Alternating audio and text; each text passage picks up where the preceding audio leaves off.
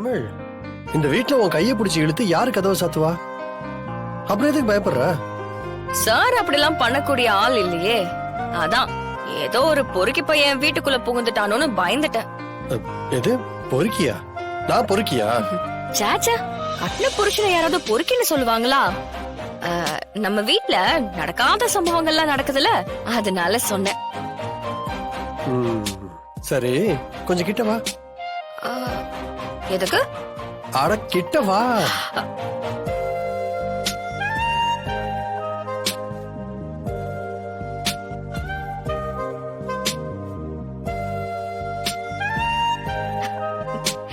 வா. சிபி, என்ன இவ்ளோ பெருசா வளர்ந்துருக்க? புடவை கட்டணும்னு ஆசை மட்டும் இருந்தா பத்தாது, புடவைய சரியா கட்ட தெரியணும். ஏன் ஏன் புடவைக்கு என்ன? நல்லதானே கட்டு. என்னது இது? சொல்றேன்.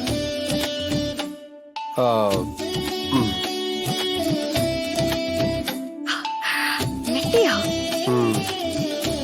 எனக்கா? உனக்குதான்.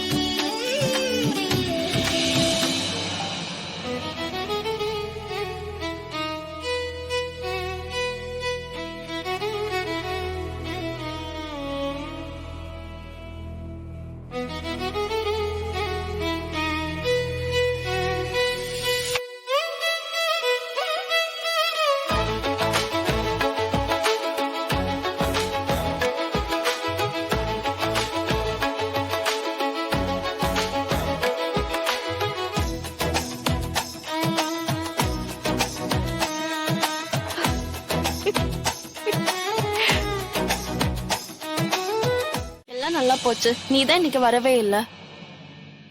ஆனா நீ இப்படி கல்யாணத்துக்கு ஒரு நிமிஷம் இரு, நான் கூப்பிடுறேன். பிரபு, எங்க போனீங்க?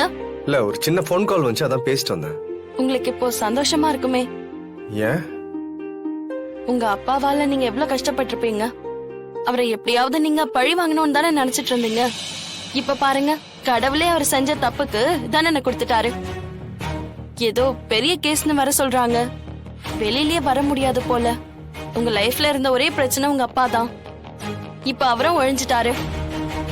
உங்களுக்கு ஹாப்பி தானே? Very happy. உங்களுக்கும் உங்க அம்மாக்கும் பண்ண அநியாயத்துக்கு இது உங்க அப்பாக்கு கிடைச்ச தண்டனை.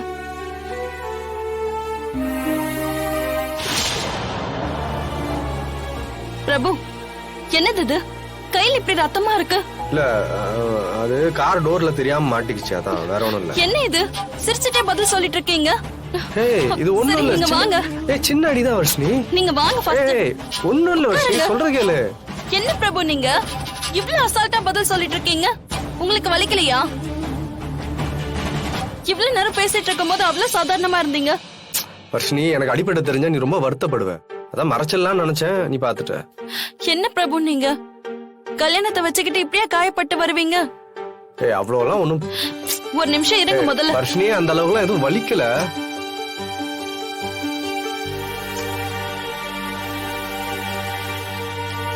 வர்ஷினி, இதெல்லாம் தேவையா? ஒரு நிமிஷம் இருங்க, காமிங்க.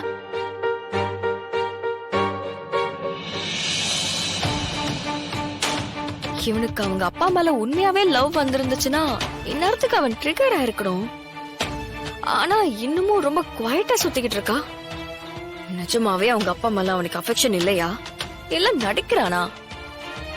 நாம வச்ச அந்த இன்வெஸ்டிகேட்டர் இவங்க ரெண்டு பேருமே ரொம்ப அன்பா பேசிக்கிட்ட மாதிரி தானே சொன்னாரு.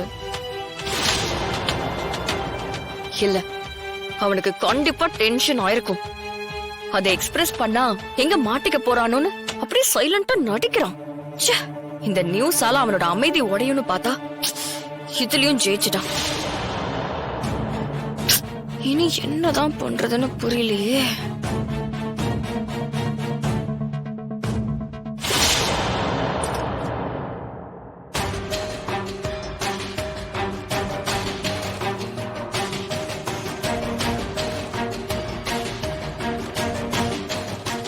வர்ஷினி, திடீர்னு வெளியில போயிட்டு வந்தாரு. கையில பார்த்தா இப்படி காயம். காயப்பட்டது கூட தெரியாம நின்னுட்டு இருக்காரு. என்ன பிரபு, கவனமா இருக்கிறது இல்லையா? கவனமா தான் இருந்தேன் தமிழ். தெரியாம நடந்துருச்சு. பிரபு, டேக் கேர்.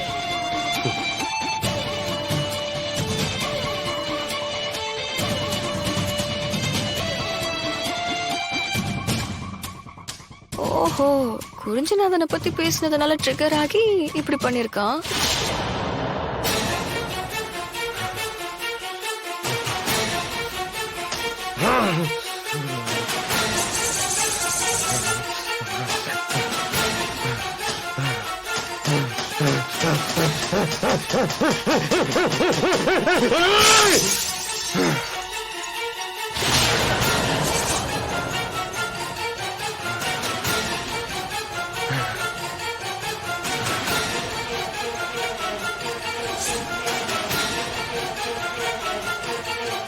வர்ஷினி, பதட்டப்படாத. இதனாலதான் நான் உங்ககிட்ட காமிக்காம இருந்தேன்.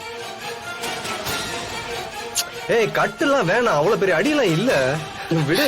சரி, இரு, நான் ஆயின்மெண்ட் போட்டு விடுறேன். ஓகே.